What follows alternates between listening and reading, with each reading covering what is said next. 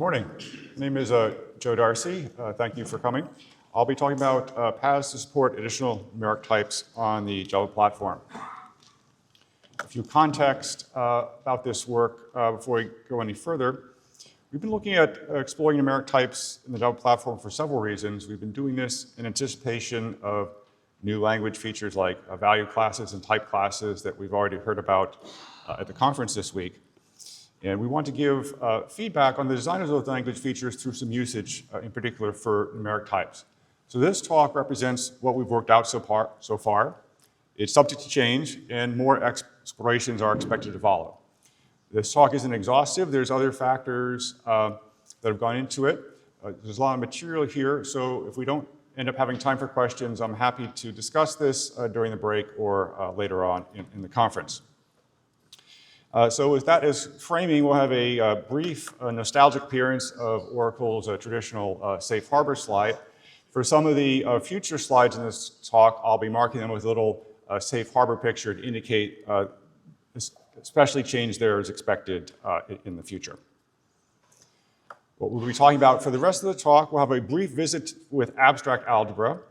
We'll look at some of the jobs numeric types can be used for, some implications of how to add a primitive type to the language, touch again on growing language talk Brian mentioned yesterday, and then we'll look at some lessons we've learned from work we've done already with float 16, which is a 16-bit floating point type, and then how that relates to how we might want to model generics more generally, and some particular design considerations for complex and imaginary types. It's not just a simple abstract data type for production use. Why might we want to add new numeric types to the platform? There's many uses for them. They're used in traditional scientific and engineering computation. Certain types are useful for education or paving the on-ramp. And of course, they're also useful for machine learning and artificial intelligence. By platform support for numeric types, that means support about different aspects of the platform. It's not just the programming language, it's also the virtual machine in some cases, and always the class libraries. We do want to add both new numeric types in the Java platform itself, but we also want to enable third-party developers to have their own libraries with their own numeric types that have equivalent levels of support. In support of allowing third parties to write their own math libraries, some of the platform features we have will be aimed at making those libraries easier to implement as opposed to implementing types directly. So the essence of some of the design exercise here is not just determining what to support, but how to support it and have that allocation spread out among the language, virtual machine, and libraries. So where does numeric sit in this kind of confluence of factors? When we're designing numeric support, we, of course, have considerations of the Java language, current and future features. We also have considerations from mathematics. That's one reason we'll be looking at abstract algebra in a few minutes. Separately from mathematics, there's considerations of computation. So floating point, for example, is used computationally. It's related to real numbers, but it's distinct. And it's important to understand the difference in those cases. So I like to think of this as kind of we're exploring kind of a saddle point of factors here. We're not trying to optimize the solution for any one factor, either optimize it for mathematics or necessary language support, but find a solution that's kind of good enough in multiple dimensions. So with that, we'll take a brief visit to abstract algebra. So why might this be a reasonable talk for a Java-oriented conference? With some of the language features we've seen added to the platform recently, such as pattern matching or type classes coming up, these have been used previously in functional programming languages. And terminology from abstract algebra is used in that community. So if another language community has found this helpful, we might find it helpful too in the Java environment. For this talk in particular, my own background with abstract algebra is mostly in real analysis. A real analysis course is one where you start the class by talking about empty sets, and by the end of the term, you're deriving the formal existence of real numbers. It's a good time if you like that sort of things. Part of the benefit of abstract algebra is understanding the fundamental mathematical structures that back the sort of numeric types we want to add to the platform. And since we often have to approximate mathematical concepts, what properties of the approximation can still preserve of the underlying mathematics. So there are formal definitions of many of these algebraic structures, so I'll just give a brief overview of some of them. A simple one is a monoid. That's addition with an identity element. Some examples of monoids would be integer addition with 0 as the identity element. Another monoid would be integer multiplication with 1 as the identity element. And a non-numeric example would be string concatenation with the empty string as the identity element. So those three examples all have the same mathematical structure. They're all monoids. More complicated than a monoid is a group. Besides addition, there's essentially subtraction defined. You have an inverse element, and then you can build subtraction out of that.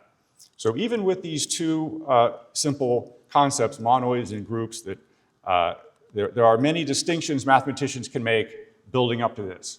So these aren't even the most fundamental building blocks that abstract algebraists deal with.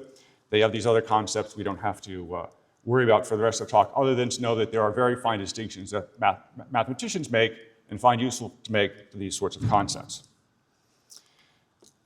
Going on, next up we have rings. Some examples of rings are integers as well as polynomials. And finally, we have fields.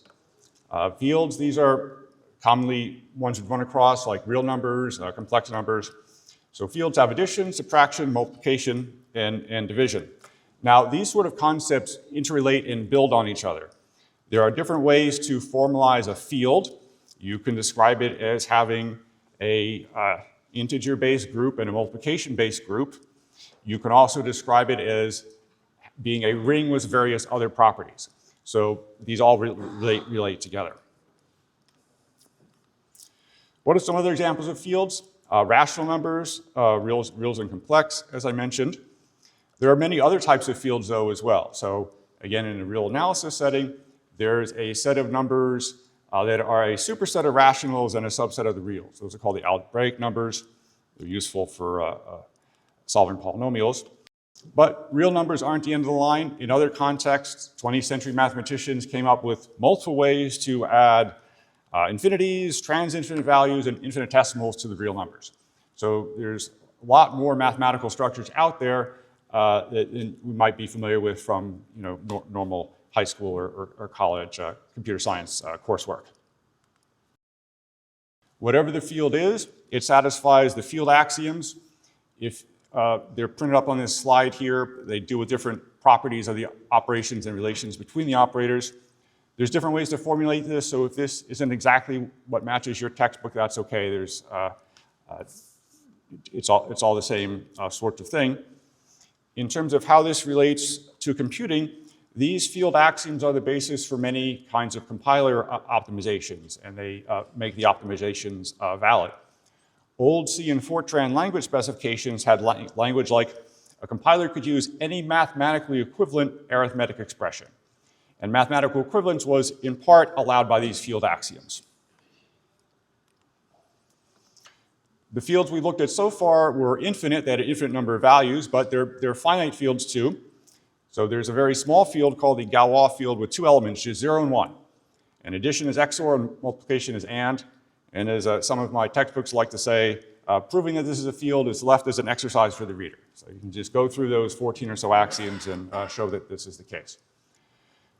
Finite fields are useful in other circumstances as well. A number of cryptography algorithms, such as elliptic curves, also operate over finite fields. There are many more abstract algebra structures that are relevant to numerics. Some of those are vector spaces and matrices. These build on top of those building blocks we had before. So vector spaces are defined on top of fields. You can even use a Galois field if you want, although real numbers or complex numbers are more common. And there's also matrices, blocks of elements. A few important things to note about matrix operations. Matrices define multiplication both matrix times matrix, as well as matrix times a scalar of the field of the matrix. So if you're operating a real matrix, formally you'd have a definition of a real number times a matrix, as well as a matrix times a matrix. Interesting thing about complex multiplication is that it's associative, but not commutative. That means if we have two matrices A, B that have a size of like 1 by 2, depending on what order we multiply them, not only are we going to get a different result, we're going to get a different size result. So we might get a 1 by 1 matrix or a 2 by 2 matrix, which clearly aren't the same. So what does this have to do with platform design? What lessons can we take from this? I think one lesson here is that there's a lot of richness and variety in mathematical types that use operators, and there's usually multiple ways to do something depending on the circumstances that are helpful. Another takeaway for me is looking at some of the complexities, even with simple structures like monoids and groups, is that it's probably not desirable or necessary to model all that complexity in the Java APIs. We can probably get by with something a lot simpler and use other factors to make our determinations about how things should work. So how do these algebraic structures relate to the primitive types we already have, like int and long? So 2's complement integer arithmetic does form a ring. Now, with something like this, it's always good to check the special values. Now, we know integer.min value is problematic, right? Because there's that argument to absolute value where you get back a negative number. So that could mess up, say, your additive inverse properties. So what happens here, if we do add min value to itself, we do get 0. So that means it is the additive inverse. So all the integers, even min value, do have an additive inverse, and they do meet the properties of a ring. Now, what about float and double? We're going to have to do a little bit more work here to see what formal properties the floating point types float and double follow. Java platform, the language of the VM, specify that we have to use IEEE floating point. If we look at the IEEE standard, it states that floating point approximates real numbers, but more precisely approximates the extended real numbers. That is the real numbers along with plus and minus 0. There's a table from IEEE standard that goes into this, and then they go and explain the subset of representable numbers they have. One of the levels here is also related to the discussion of the representable numbers for floating point that's found in the JLS. However, formally, the extended real numbers, the real numbers plus infinity, aren't a group, and they aren't a ring, and they aren't a field. They still do have a few algebraic properties, but presence of those infinities makes it problematic to satisfy those field axioms. So we don't have the algebraic structures we might like on the real numbers, on the extended reals, even though that's used for floating point. So a little bit more work before we can formally assess just how badly floating point numbers aren't a field. A lot of the field axioms dealt with equivalences. This expression has to equal this other expression. So we need some kind of equivalence relation to make that comparison.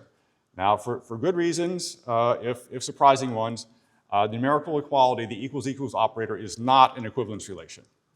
That's in the IEEE standard, and it's also in the Java specification. So instead, so to have any hope of meeting most of those field axioms, we're going to need to have an actual equivalence relation. We can define one. We actually have a few of them defined in the platform already. These are discussed in Java line double. One that we use in the floating point regression test is called representation equivalence. Just quickly, it distinguishes between plus and minus 0. Yes, there are sign zeros, there are good reasons for that, and it treats all nans as equivalent. Nans are not a number values. So with that caveat, let's look how well or how poorly floating point numbers satisfy the field axioms. So do we get closure? So we don't go outside of the floating point system once we're in it. If we do use the other equivalence relation, we do have a few of the axioms hold, commutativity and identity elements and so forth. But many of the other elements, these one in orange, do not hold. These don't hold not just because of the special values, but also because of the round off that's inherent in floating point computation. So we don't really have much of a formal algebraic structure holding for floating point arithmetic. But despite this, despite not having a firm algebraic structure, I still think it's desirable to use numerical operators on floating point types and things in that vein. So some immediate observations here. We might have hoped that looking at abstract algebra, we might have gotten some kind of bright line test, like it's tasteful to use operators in this circumstance versus others, but we didn't really get that because of how weak floating point numbers are from an algebraic perspective. So on a scale of use shift operators for I/O versus use only field operators, I don't think we want to be at either extreme, but we want to be closer to using arithmetic operators for things like fields. So I think a reasonable conclusion would be if you have a type that's like a group, a ring, or a field, that would be a sufficient condition to use operators, but not a necessary condition. We still want to be able to use arithmetic operators in other circumstances. So an intermediate leading question, which we'll get to later in the talk. We had all these algebraic structures that seem to be helpful to compilers. Maybe there could be a way you could opt in to indicate that your type did have these properties, and maybe that could allow a compiler or some backend to take advantage of them. So Java's always been informed by theory, by maintaining practicality. So this will end our visit to abstract algebra, and we'll go on to more down-to-earth matters. As James has said in his Field of Java paper, Java's blue-collar language for various jobs. Depending on what sort of job you're doing, you might want additional numeric types in the platform. So if you're doing those traditional scientific or engineering computations, you'd want types like complex and imaginary, as well as those vectors and matrices we talked about. You might also want higher precision binary floating point. If the job you wanted to do related to monetary computations, or was interfacing with databases, or perhaps in an educational context where you wanted to use decimal floating point, which has fewer sharp edges than binary floating point, you'd like to use decimal types. And if you're doing work like machine learning, there's a wide number of types you might want to use. There are a number of smaller than 32-bit floating point types. One of those is float16. We have some support for in the platform already. I'll talk more about later. There's an alternate 16-bit format called bfloat16. And there's even a 19-bit format that has the exponent of one of the 16-bit formats and the significand of the other. We're probably not likely to build in support for this one to the Java platform. The IEEE is actually looking into standardizing a family of 8-bit floating point types. It might be 6 or 7 of them, depending on what they're doing. That effort's still underway. There are many other types people have used in other platforms, or you might have come across. Unsigned integers, a perennial favorite. Also rational numbers, fractions. Languages like Lisp will often have a numeric tower with various types in it. And there's a large number of niche applications that are good in certain circumstances. So these are all valid sorts of things to want to use numerical types for. So many of these types would benefit from at least some subset of the operators. And again, we're not going to firmly hold that an algebraic structure has to be present because we want to support floating point like types. So we can look a bit more about the numeric types we already have in the platform. We have a BigInteger and BigDecimal and java.math, and then most of the primitive types. So being a primitive type gets you a lot of benefits. There's a lot of functionality from that. You get language support, you get operators, literals, compile time constant folding. Also, it works on every VM, and all the nooks and crannies are worked through. You also have the potential for vectorization. We'll hear more about in the talk later today. Also, there's dense arrays until we get value types. You get denser arrays with primitives, even after product little puts deliverables in earlier JDKs. So it'd be very preferable that future numeric types that are added either to the platform or by third parties have a lot of the benefits of the primitive types have today. So how might we accomplish that? We know how the current primitive types are implemented in the platform. So we can take a look at that for a guide and to help flesh out any of the dependencies we might have here. So as a thought experiment, let's do that. Let's lean on, in particular, VM support and see what that looks like. So as a concrete example to keep in mind, think about adding support for something like a 16-bit binary floating point type, float16, or maybe a 128-bit decimal floating point type. Abstractly, how would you describe the different aspects of support for a type? Well, you need to create values of the type. Maybe you create them by conversion from strings, or from other types, or from binary data. Once you have those values, you need to operate them. So you have operators, you have some kind of math library support, and finally, you need to output them, either textually or in binary. So where is that support specified? It's specified in multiple places. There's specifications in the language specification, the VM specification, as well as multiple parts of the libraries. There's support both in the base module directly, as well as in the compiler module for the type side of things. There are also a number of boundary systems where primitive types like float and double are present and would also need to be updated. Those include a JNI or other FFM APIs. There's also an interaction with serialization or hopefully just marshalling in the future, as we heard about yesterday at the conference. We'll take a quick look at the number of JLS sections that are involved with support for float or double that would presumably need to be updated for other primitive types. So there's sections in the JLS that discuss literals and conversions, getting values from other values. There you go here. As was mentioned as well, there's this, in some circles, infamous table about that grows quadratically with the number of conversions in the JLS. So if there were still more primitive types, it would get a bit bigger still. Once we have those values that are created, to operate on them, the JLS has a number of sections about expressions, how to operate on types, different operators, so these would need to be updated too. So one effect of all those conversion and promotion policies in the JLS is to allow Javac to know what to do when it sees an expression like this, A plus B. Based on the types of the expressions and after any conversions, what are Javac's options on how to compile this? Might be a compilation error. Failure is always an option if it's not properly typed.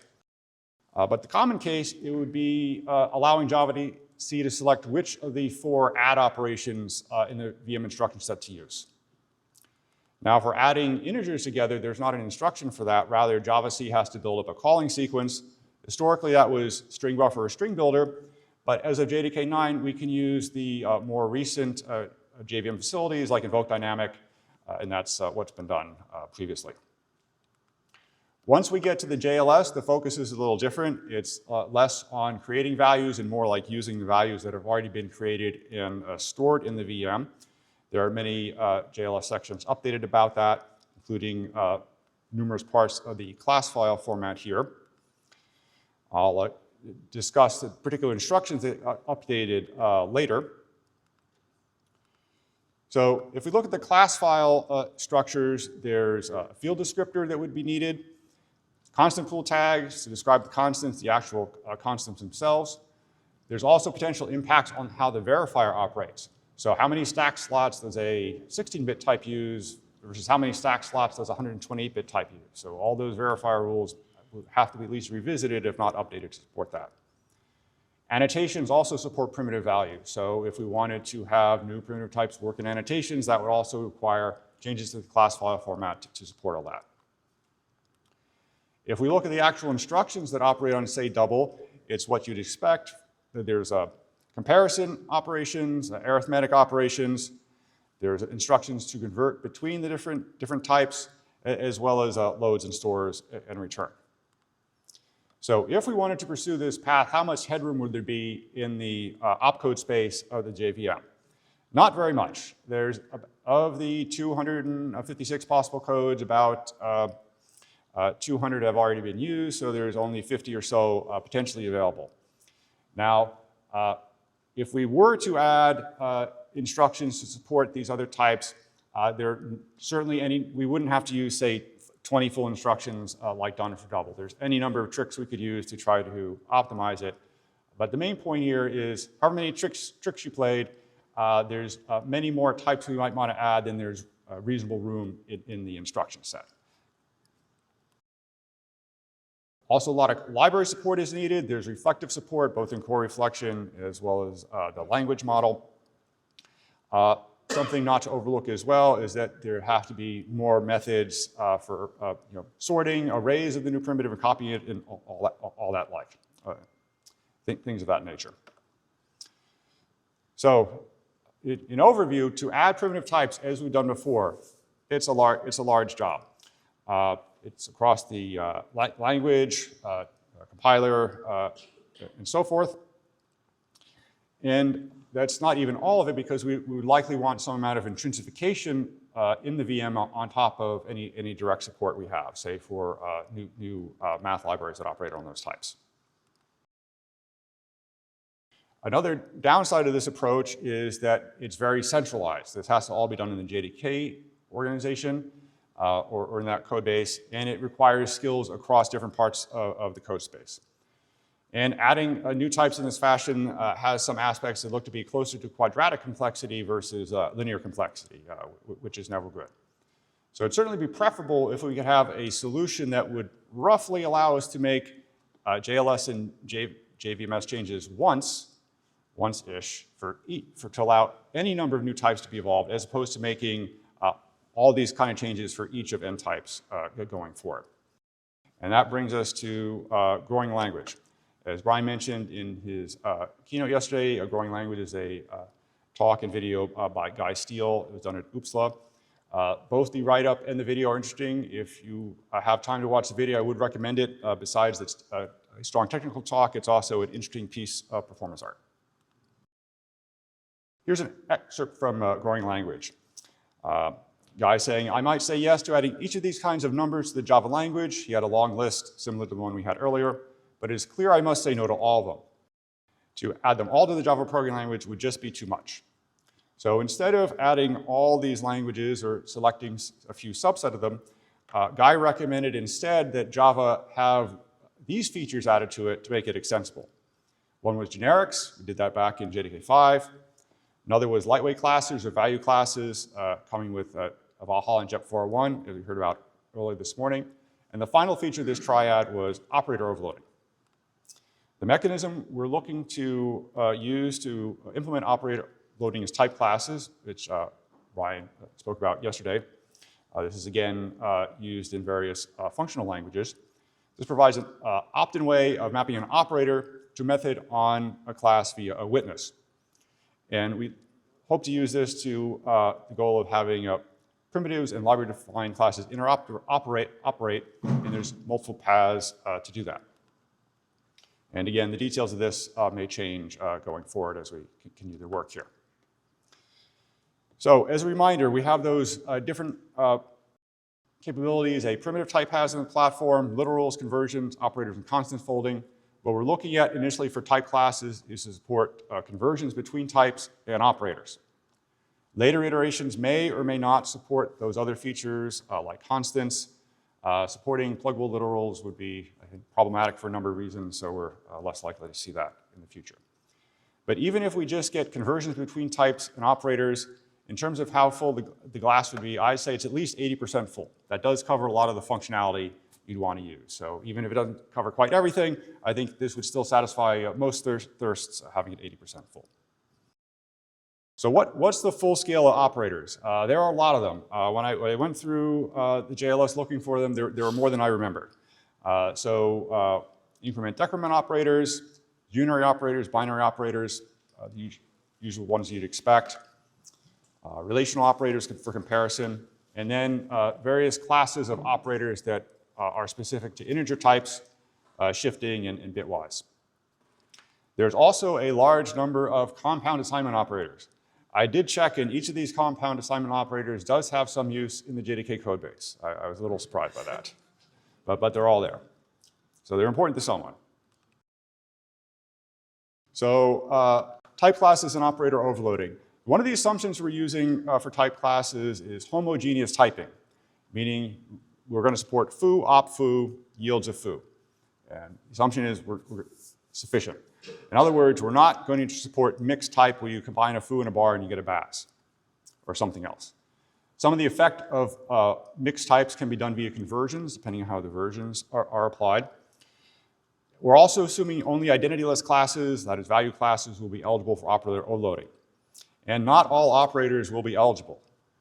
In particular, if compound operators are supported at all, it would probably be done via a compiler-controlled composite. So if you have a plus operator, maybe the compiler would do the right thing to compose a plus equal for you, but you wouldn't get a separate overload of that on your own. There are some implications of that homogeneity. If you're dealing with something like complex arithmetic, This is not ideal. If you're working with complex and imaginary values, you would prefer in the type system that if you multiply two imaginary values together, you got back a double, because that's what happens. Likewise, it avoids some spurious exceptional situations in the floating point. It's possible, if costly, to implement these kind of more precise checks inside the complex type itself.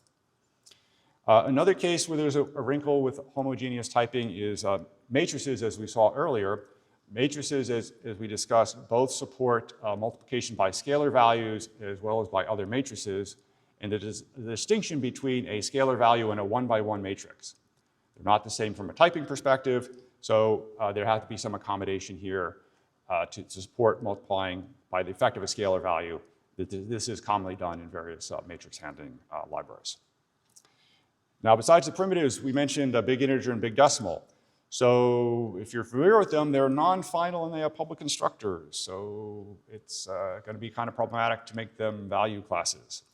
This was an oversight when these classes were added to the platform. Josh Block has written about this in Effective Java. So clearly, would be a lot of utility in being able to use operators on a high-precision decimal or high-precision integer type. So if we can't make BigInteger and BigDecimal work with the language feature we have to support that, we'll come up with some other solution. To change gears a bit and talk a bit about float 16, lessons learned and experiences we had adding to type to the platform so far. So this is a 16-bit type as opposed to a 32 or 64. It's currently shipping in the JDK.incubator vector package in JDK 24. As of JDK 25, it has intrinsified support on various platforms, thanks to our OpenJDK collaborators at other companies, especially Intel, for making that happen. In terms of the size of the class, to give some indication of how large other classes in this space might be, about 2,500 lines of code and another 1,000 lines of tests. It would be a small matter of programming to take float 16 from the incubating module and move it into the base module. So it was designed for that purpose. So if we wanted to update float 16 to use operators as we've been talking about today, what would it look like?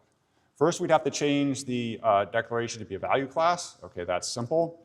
Then we'd have to add a declaration of a witness using whatever syntax for that is in place at the time. It looks something like this. There'd be a witness field. Initially, let's say we just want to support the plus operation for float 16. In that case, we use a monoid witness, which just has plus. So we'd have the 0 value, the identity, as well as the add operation here. So I'll just point out how the plumbing works here. So there's an instance method on the monoid interface that's implemented by the witness object. And that, in turn, calls static methods defined in the float 16 class. So this is the expected pattern. We'd have an instance method call into static methods on the numeric type. So what would using this look like? It'd be very straightforward. You would initialize some float 16 values, however you want to do that. You could use a library method, like one of the factories. We use a type class conversion. Maybe you could initialize this from a float literal, and then you just add them up. This is JVMLS, so we should show some bytecode what that might look like. There's some kind of indie-condy structure to get started. You load the operations, and then with the right witness being found, you would invoke the add method on the witness object. And this translation is, of course, subject to change as we continue to work on it. Since this feature is being done now versus, say, around 2000, it's using a more dynamic translation so we can make better use of the JVM facilities. In terms of the API of float 16, it was designed to have parity with float or double, so we have the same sorts of fields, the same sorts of methods. One of the differences is that much of the functionality of float 16 is self-hosting. That means that functionality that is otherwise found in math and strict math for float and double, we put in float 16 instead. This is how a third party would have to host numeric types because they couldn't add types to the base module, of course. One of those methods that's found in math and strict math for float and double is FMA. That's a fuse, multiply, accumulate. That's a composite operation of A times B plus C, but done with a single rounding error, which turns out to be rather important for certain numerical algorithms. Float 16 also has methods corresponding to the operators that we don't have on float or double. There are many things we did not add. We did not add specialized transcendental functions for this 16-bit format, so we don't have optimized versions of sine, cosine, or tangent. Of course, we don't have them for float either, so it's perfectly adequate to convert the float 16s to double, take a sine and double, and convert back, at least initially. There are many things about adding float 16 that went as expected. In particular, the operators themselves were very easy to implement. We didn't have to implement it directly. As long as we could convert the float 16 values to 32-bit float, we could do the arithmetic on 32-bit float and then convert the sum back to 16 bits. Because of how the IEEE types are designed, the relationship between the formats of different sizes allows this to occur without any extra checking. This is the 2-pleat plus 2 property. So if the next format wider is twice the width, precision plus a little bit more, you can do this very easily. So this was an intentional design. Now this 2p plus 2 property doesn't hold for everything. In particular, does not hold for fuse, multiply, accumulate. So this is the code for fuse, multiply, accumulate. There's a spec that's not too bad. The actual implementation is just a line or two. And then the rest of all this is explaining why that line or two is actually correct. Yeah, so this took myself and Raphael a little while to work through this. The TLDR is, it turns out using double arithmetic in this case is sufficient, but that's mostly due to the exponent range of float 16 rather than its precision. If you want to know more about this, grab me during the break. So a way we could have done at least an initial copy of float 16 without all that thinking about how it might work would be to convert it to something like BigDecimal. If we converted everything to BigDecimal and did it exactly, even if it was really slow, and then converted back, it would have been fine. We'd have to do a direct conversion as opposed to converting to float, again, because that 2 plus 2 property doesn't hold. There are other aspects of float 16 that look kind of small but had fairly significant effort. One was those conversions to BigDecimal, make sure that's rounded appropriately. Also, all the base conversions, the decimal to float 16 and float 16 to decimal strings, following the correct rounding and other conventions we have in the platform. Those are certainly non-obvious to get right. And again, the 2p plus 2 property doesn't hold, so we have to do some extra work there. So based on the experiences we had adding float 16, what are the things we could add to the platform to make it easier for other people to add bfloat 16 or maybe support for that 19-bit format, because it would be a lot of work for them too. Some things would be easy, like arithmetic. FMA would be more work, and again, the base conversion. So we could add capabilities to the platform, say in somewhere like Java Lang runtime, targeted at supporting that. So if we want people to add more shorter or even longer precision binary floating point types, we could have some kind of adjustable big binary type that could round to a given precision and a given exponent range. The exponent range would be necessary to exactly replicate the rounding. We could also have a tunable versions of base conversion. So you say, I want correctly rounded this string to this number of precision bits as part of the library. That might not run as fast as conversion for, say, float or double or float 16, but it'd be really convenient if you didn't have to write that sort of routine yourself. We could also suggest authors start with converting their type to something like big binary, BigDecimal, and have slow versions of the operators there before they work to get it faster. Kind of how people sometimes bootstrap support a new platform on Hotspot by first doing the zero interpreter before they have a VM. Some current thoughts on modeling numerics, also subject to change as we think about it more. So an obvious question is, what about Java Lang number? We have something already in the platform that sounds pretty numeric. Unfortunately, it's not very suitable. There's very little numeric about Java Lang number. Operationally, it just means you can convert to primitive types. you can't really do anything with the number as a number per se. There's no add method on it, for instance. So this is not really a foundation for future work. We're going to have to look elsewhere. So if we look over the sort of numeric types we talked about earlier, I think there's some broad buckets we can define here. Things that are more or less like an integer, a large integer, or maybe an unsigned one. Some of these that are more or less like a real number, like floating point numbers and complex. And if we were to use this two-element approximations, things like vectors and matrices would be closer to real numbers than integers. A property that's separable is also whether or not these numbers are ordered. We commonly deal with numbers that are ordered, but not all of them are. In particular, the complex field is not ordered. So based on this, again, grouping sets of operations together, there's operations where it's reasonable to use the arithmetic operators, ordered operations where it's reasonable to use the comparison operators. And if we have integral types, we don't have operators particular to them. There are a few design points in this space to think about, even though this is a very high-level grouping. So let's consider something like the negation operator and unsigned integers. So how should negation be defined for unsigned integers? Well, if we look at the JLS, it defines for integer values, negation is the same as subtraction from 0.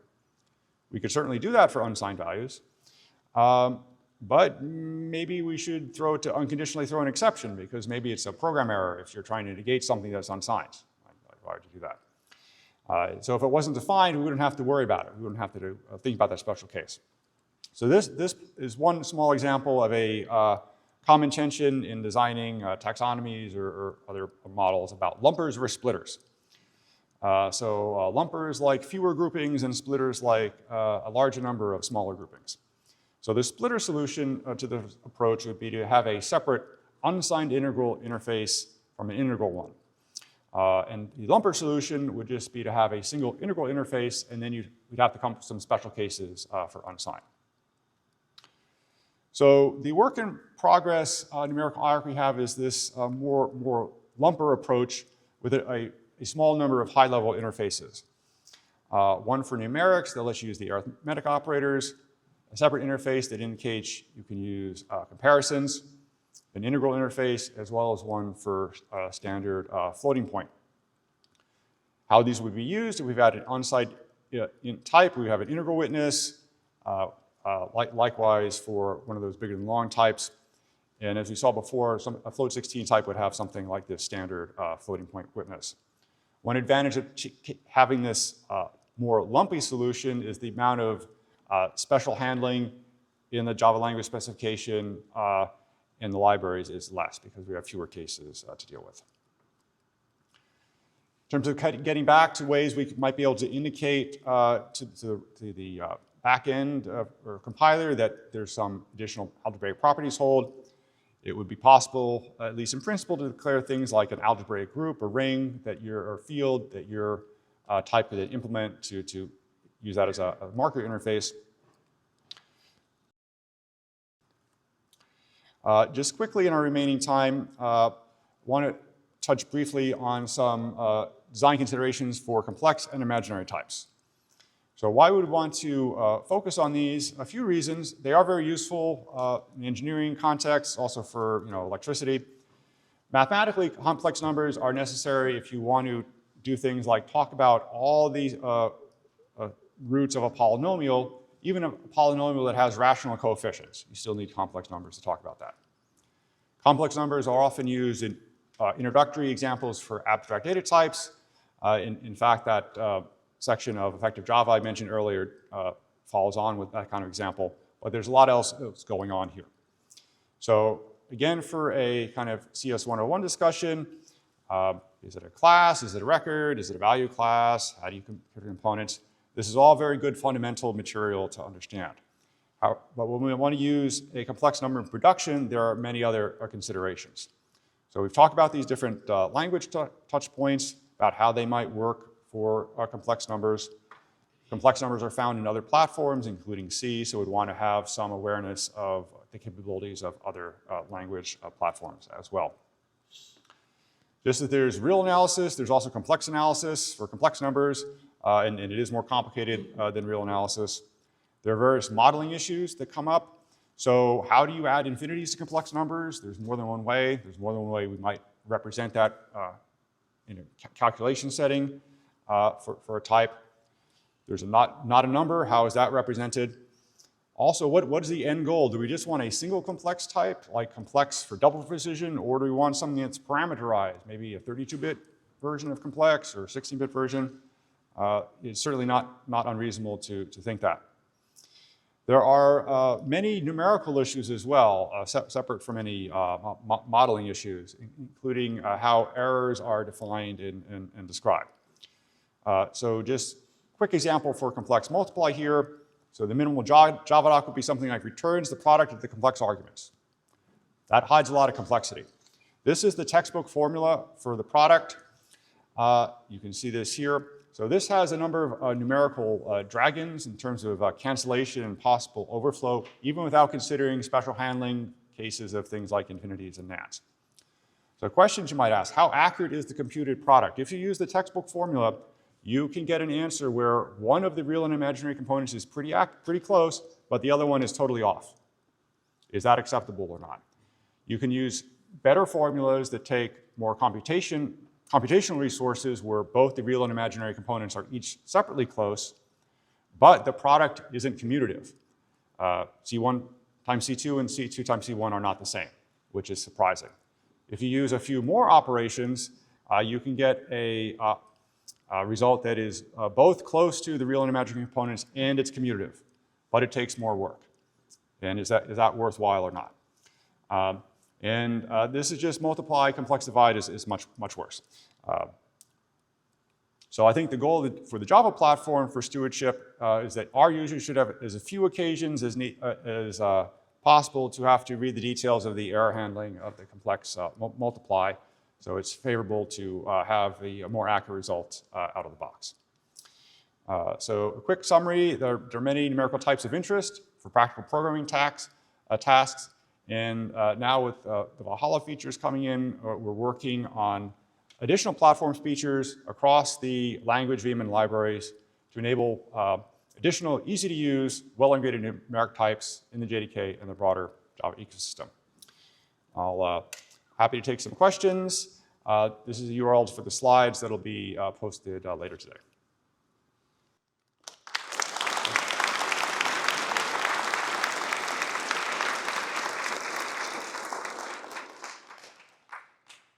So I have a couple of questions about like kind of the design choices that kind of Java seems to be doing here. So the first question I have is why it seems that there is a lot of stress yesterday and today on algebraic structures, and I wonder where this is coming from, because like it doesn't feel to me that saying something is a ring or a monoid is maybe what users may be wanting to do when they do operator overloading, right? They just want to use the plus, and here you are bringing all this additional thing that they need to essentially care about, right? So I wonder why you are moving in kind of that direction.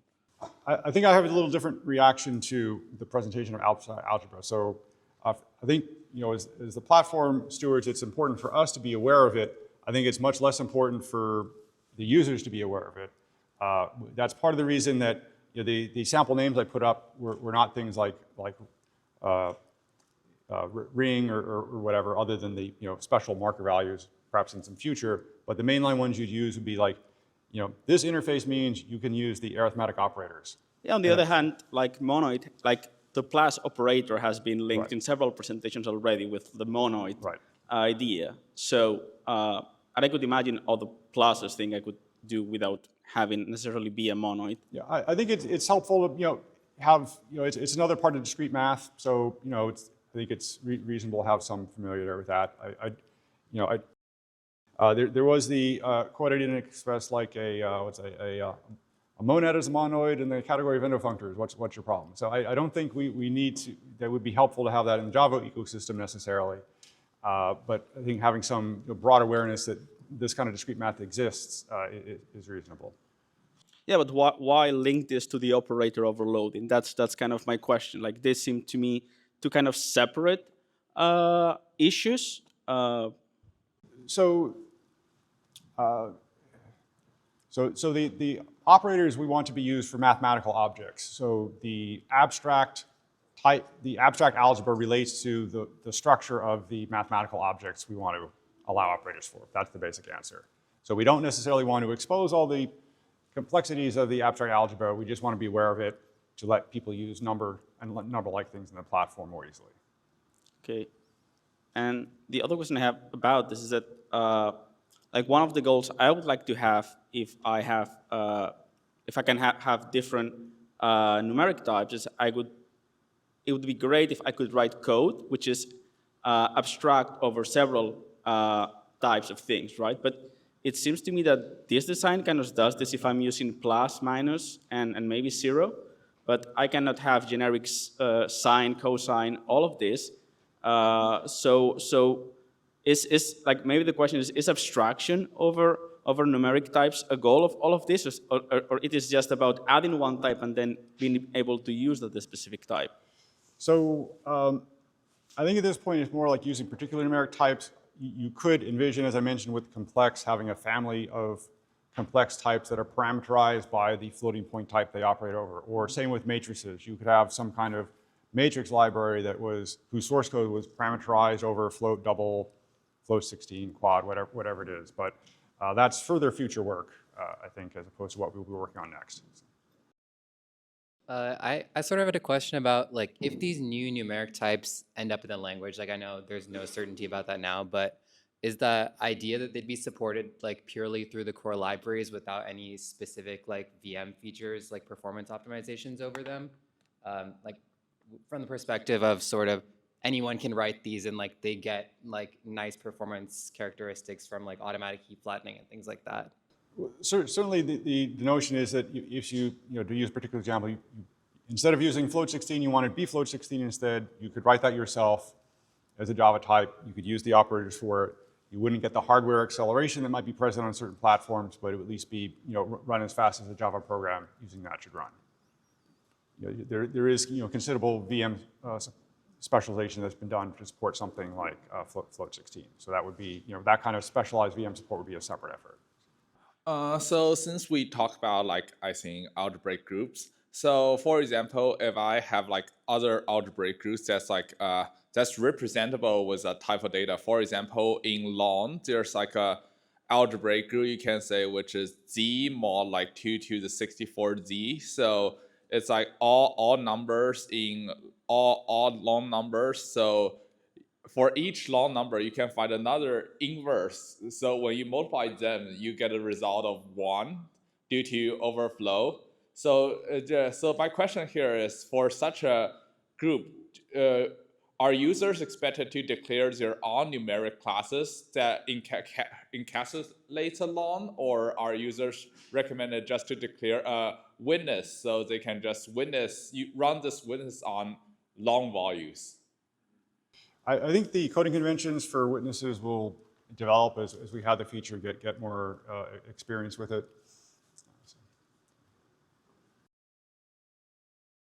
Oh, thanks for this. This is really interesting how it dovetails with the discussion on type class proposals yesterday. So in languages like Haskell, pretty much the entire numeric system is part of a pretty established type class hierarchy. And I think moving not fully that direction, but just acknowledging that we don't want to do full operator overloading, but what overloading we do have is informed from sort of a first principles perspective. So I think that works really well with abstract algebra, just informing how we, the cut points of how we establish that.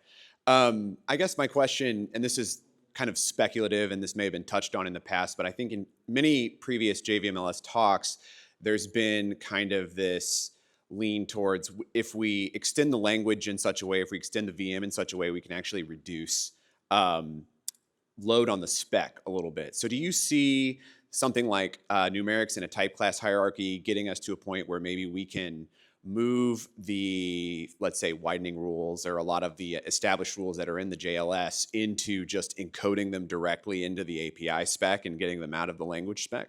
Brian has stated that as an explicit goal, but I think it not be an immediate one. But